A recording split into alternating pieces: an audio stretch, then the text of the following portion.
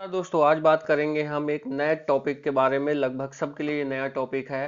हाल ही में corona virus फैला है, उसकी वजह से जो ये एनएसए बाहर आया है, ये काफ़ी आप न्यूज़ में देख रहे होंगे, वेबसाइट पे देख रहे होंगे, आपके हो सकता है फ़ोन में आ रहा हो इसकी फुल फॉर्म और क्या चीज़ है ये।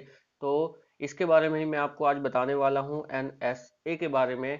क्या है एनएसए, उसके बारे में। तो दोस्तों, इस वीडियो में नमस्कार। और अगर आप पहली बार देख रहे हैं तो वीडियो को लाइक कर दीजिए, चैनल को सब्सक्राइब कर दीजिए ताकि ऐसी इन्फॉर्मेशन आप तक पहुंचती रहे। तो सीधे हम बात कर लेते हैं एनएसए के बारे में। एनएसए की फुल फॉर्म बताता हूं मैं आपको। पहले सबसे पहले आपको उसकी है नेशनल सिक्योरिटी एक्ट, जो एनएसए का फुल फॉर्म है। इसलिए होता है या फिर कब लगाया जाता है वो मैं आपको बता देता हूं जल्दी से। 1980 में लागू हुआ था ये, 23 सितंबर। और आपको बता देता हूं कि ये इसकी जो है एनएसए के संदिग्ध में अगर आप आते हैं, आरोपी हैं, तो 12 महीने तक आपको जेल में रखा जा सकता है।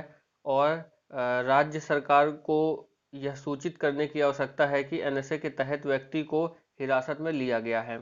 तो ये है उसकी सजा, अगर आप एनएसए के तहत आपको हिरासत में लिया जाता है तो। और उसकी सजा बता देता हूँ। आप राष्ट्रीय सुरक्षा अधिनियम के तहत हिरासत में लिए गए व्यक्ति को उनके खिलाफ आरोप तय किए बिना ही 10 दिनों के लिए हिरासत में ही रखा जा सकता है। आप पे चाहे आरोप तय हो या ना हो, आपको हिरासत में रख लिया जाएगा। ठीक है। और आगे आपको बता देता हूँ उससे जरूरी चीजें। और ये जो इसमें जो सबसे बड़ा एनएसए, इसलिए इसको बहुत हार्ड भी माना जाता है, ये जो एक्ट है, कानून है, क्योंकि ये लगाया कब जाता है वो मैं आपको बता देता हूँ। इसमें अगर आप ऐसे कानून की व्यवस्था को चलने नहीं दे रहे हैं, या फिर असुरक्षित शब्द नहीं आ रहा है, आप अगर जो कानूनी प्रक्रिया है उसको चलने में बाधा डाल रहे हैं। अब ये इसलिए उठ के सामने आया है क्योंकि आपने देखा होगा, इंदौर की बात है ये। इंदौर की न्यूज आई थी कि वहां पे जो है डॉक्टर चेकअप के लिए गए थे और उनके ऊपर पथराव वगैरह किया गया था। तो उल्लंघन, देश के अनहित में कुछ कार्य ऐसा करना जो देश के लिए अनहित हो और देश के लिए वो डेंजर हो, तो उसके उस केस में ये एनएसए लगता है। और डिटेल में आपको बता देता हूँ ये। आम भाषा में मैंने आपको बताया कि क्या होता है ये। तो आपको और अच्छे से बता देता हूँ थोड़ा सा, तो आप ज़्यादा अच्छे से समझ पाएंगे।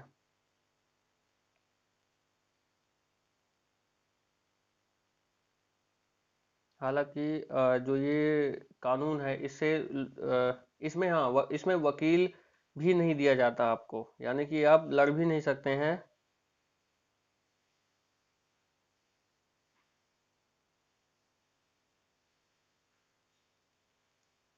और आपको बता दूं, थोड़ा सा मुझे लेट हो रहा है ये बताने में, तो थोड़ा पॉज करता हूँ।